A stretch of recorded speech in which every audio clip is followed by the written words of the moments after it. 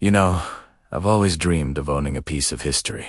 But then, the letters started. They came from the Homeowners Association, the HOA. At first, they were small, almost petty complaints. The shade of paint on a window trim was supposedly a fraction off their approved palette. A newly planted heritage rosebush was an inch too close to the walkway. I tried to comply. I really did. I sent them historical photos, documentation from the town's Heritage Society, explaining that my choices were meant to preserve the original 1920s aesthetic. I thought, they're just being particular. We'll sort it out. I invited them over to see the restoration, to understand the history. They never came. The letters just kept piling up, each one more demanding than the last.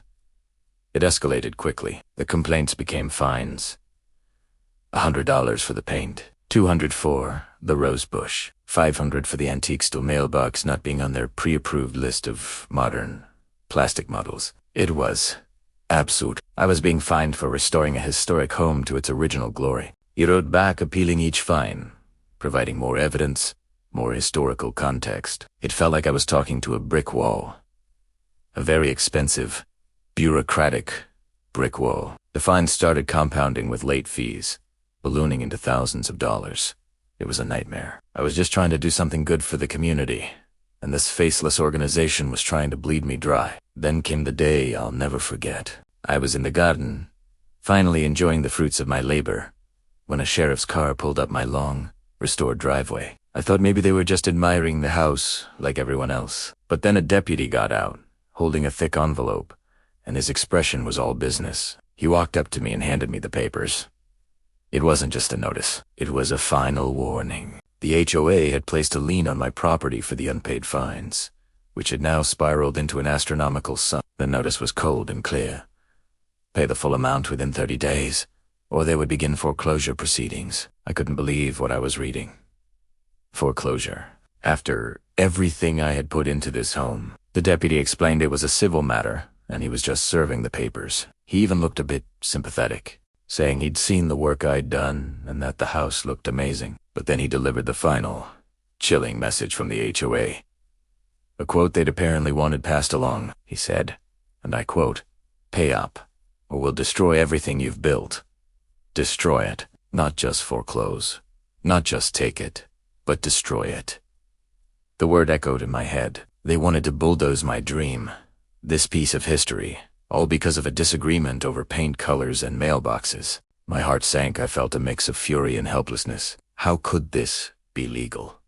How could an HOA have the power to threaten the destruction of a historic landmark over such trivial matters? I'd spent 2 years building a dream, and now it felt like a group of people I'd never even met were holding a wrecking ball over it. The sheriff left, and I just stood there, papers in hand, staring at the beautiful old house that was now under threat. I knew right then and there I couldn't just roll over. This wasn't just about my house anymore. This was about standing up to a system that had clearly gone too far. This was my home, my history, and I was going to fight for it. So, the first thing I did was call a lawyer. I gathered every piece of paper, every letter from the HOA, every receipt for my restoration work, every historical document I had. My lawyer was floored.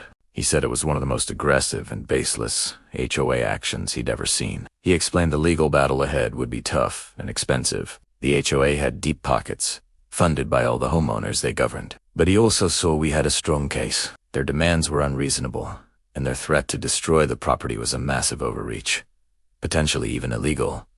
It gave me a glimmer of hope. The fight was on. The next step was to take this public. I couldn't let them do this in the shadows. I started a social media page dedicated to saving the mansion. I posted photos of the restoration, before and after shots, and shared the whole story, including the letters, the fines, and the final threat. The response was immediate and overwhelming. The local news picked up the story, then regional news. Soon, it was everywhere. People were outraged. Messages of support poured in from all over the country, even from other countries. Other people started sharing their own HOA horror stories. It turned out I wasn't alone. Far from it. As if they mentioned, a movement started to form. People organized peaceful protests outside the HOA's management office. A petition to reform HOA laws in our state got tens of thousands of signatures in a few days. The local historical society publicly condemned the HOA's actions, officially declaring the mansion a treasure that needed to be protected. The pressure was mounting, and you could feel the tide starting to turn. The HOA, which had been so aggressive and confident, suddenly went silent. They stopped sending letters. Their lawyers stopped returning my lawyer's calls. They were clearly not prepared for this kind of public backlash. They wanted a quiet, easy victim, and they didn't get one. Finally, after weeks of intense public pressure and legal wrangling, we got the call. The HOA wanted to settle. They agreed to drop all the fines, remove the lien on my property, and issue a formal public apology. More importantly, they agreed to work with the city's historical society to create a new set of guidelines for historical properties in our neighborhood, ensuring this could never happen to anyone else again. It was a total victory.